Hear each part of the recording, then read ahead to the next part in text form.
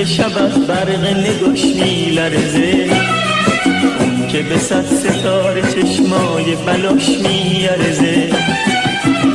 منم اون که چشام رو نشونه کرده، حس میکنم مرغ دلم هوای خونه کرده. پرنده ای در بار تو این شبای سردم، من از هوای سرد تنهایی برمیگردم.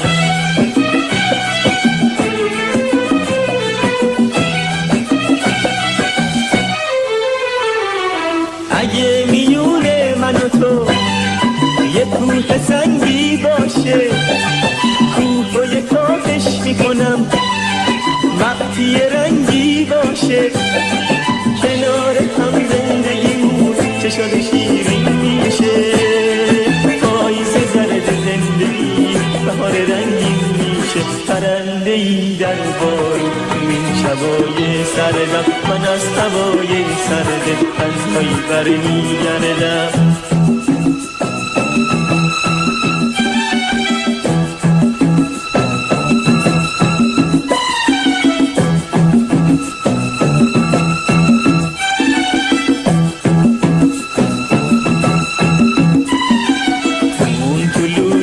شب از برق نگاش میلرزه، اون که به صد ستاره چشمای بلاش میارزه.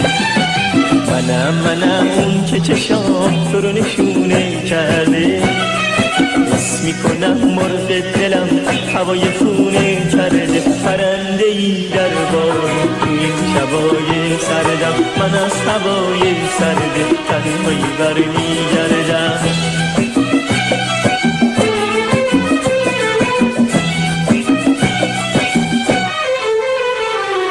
اگه میونه من و تو یه کوه سنگی باشه، کوه و یه کاخش میکنم وقتی رنگی باشه. کنار هم زندگیمون چشاد شیرین میشه، پاییز زرد زندگی بهار رنگین میشه.